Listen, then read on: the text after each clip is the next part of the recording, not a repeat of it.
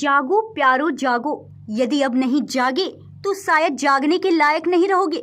जी हाँ, झरिया जो कि पूरे देश को रोशन करती है, ईंधन निर्यात करती है, जिसे कोयले की राजधानी कही जाती है, आज अपने अस्तित्व को तरस रही है।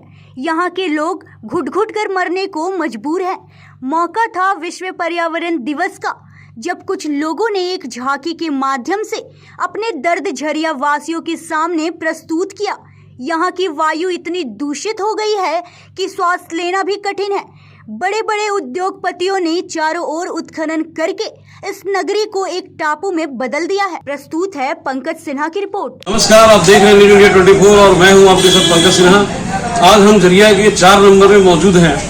आज विश्व पर्यावरण दिवस है और पर्यावरण दिवस मनाना झरिया वालों के लिए किसी मजाक से कम नहीं है, क्योंकि झरिया प्रदूषण का अंबार है।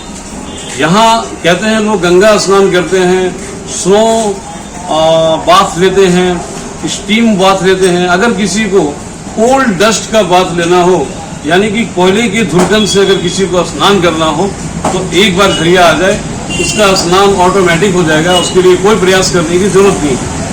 बार बार यहाँ चुनाव होती है, विधायक सांसद सभी चुने जाते हैं।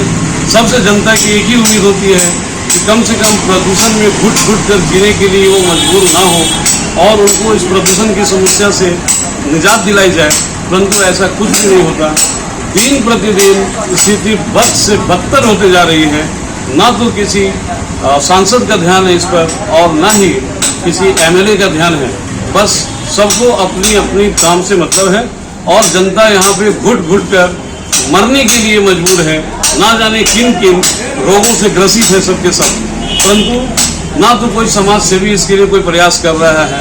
बड़े बड़े जो टेंडरधारी और आउटसोर्सिंग करने वाले, कोल तस्करी करने वाले लोग हैं, इनको तो सिर्फ अपने पैसे बनाने से मतलब है। बड़े बड़े हाईवा ना जाने कितने लोगों का जान भी ले लेते हैं। दिन दहाड़े गदरास मोड़ों पर देखी जा सकती है चलते हुए, कोई विरोध करने वाला नहीं है, बिल्कुल निर्विरोध।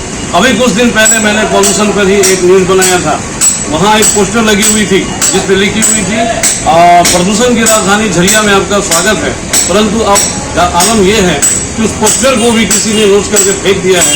ये हालत है, एकदम झरिया बेहाल है। इसकी सुध लेने वाला कोई नहीं। तो विश्व पर्यावरण दिवस के अवसर पे छोटे बच्चे इस प्रकार से जागरूकता फैला रहे हैं। शायद इन्हें देख करके नेताओं को, सांसद को और झरिया के बड़े बड़े समाज सेवी जो अपने आप को बहुत बड़ा समाज सेवक कहने का दावा करते हैं और दम्भ भरते हैं, उनको कुछ होश आए और अकल आए और वो कुछ पर्यावरण के ऊपर प्रदूषण को कम करने के लिए कुछ काम करें। आज ये सब कुछ डॉक्टर मनोज सिंह जी की देख रेख में हुई है। मैं डॉक्टर मनोज सिंह जी से पूछना चाहूँगा कि ऐसा करके आप झरिया वासियों को, यहाँ के नेताओं को, एमएलए को, एमपी को और बड़े बड़े समाज सेवियों को क्या मैसेज देना चाहते हैं सर? आज विश्व पर्यावरण दिवस है और आज हम लोगों के बीच पर्यावरण संरक्षण हेतु जागरूकता फैलाने का काम करते हैं।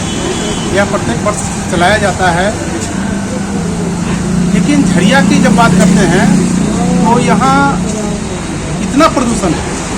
आज के दिन हम लोग पर्यावरण संरक्षण की बात करते हैं, प्रदूषण मिटाने की बात करते हैं, लेकिन झरिया में प्रदूषण इतना ज़्यादा है कि जो दिखाया जा रहा है कि देखिए झरिया की धरती ये व्हीलचेयर पर आ गई है, दिव्यांग बन गई है धरती यहाँ की। पूरे झरिया दिव्यांग है। और अगर सही मायने में बोला जाए तो झरिया में सबसे ज़्यादा दिव्यांगता देखा जा रहा है। यहाँ पर धनबाद जिले के सबसे ज़्यादा सेरेब्रल पॉल्सी के बच्चे पाए जाते हैं और उसका एकमात्र एक कारण है यहाँ झरिया की प्रदूषण का प्रभाव गर्भ में पल रहे बच्चों पर पड़ रहा है और दिव्यांग बच्चे पैदा हो रहे हैं। तो इसे हम लोग को आज जागना होगा और प्रदूषण मिटाने के लिए जो भी जिसको जितना भी कर सकते हैं करिए, रोड पर आइए और प्रदूषण के खिलाफ लड़िए। यहाँ की जो कोयला कंपनियाँ हैं वो झरिया को बर्बाद करने पर जुटी हुई हैं और यहाँ के लोग आज दिन दिन मर रहे हैं। यहाँ प्रदूषण जनित बीमारियाँ पैदा हो रही है और इनसे बड़े बड़े बीमारी, कैंसर, हार्ट डिजीज, लंग्स से संबंधित ये देख रहे हैं, जो कि यहाँ पर देख रहे हैं कि ये यहाँ के लोगों का लंग्स इस तरह का हो गया है। तो ये दिखाने का मतलब यही है कि आप जाग जाइए कि आपके साथ क्या हो रहा है।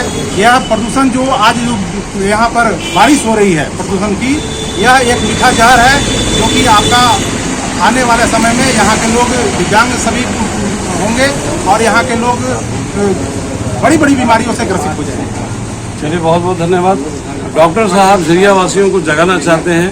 मैं भी अपने चैनल के माध्यम से झरिया वासियों का आह्वान करता हूं और कहता हूं कि भाई जागो, अगर अब नहीं जागे तो परिणाम बहुत ही भयानक होंगे। इसी के साथ मैं अपनी वाणी को विराम देता हूं। Pankaj Sinha, news India 24।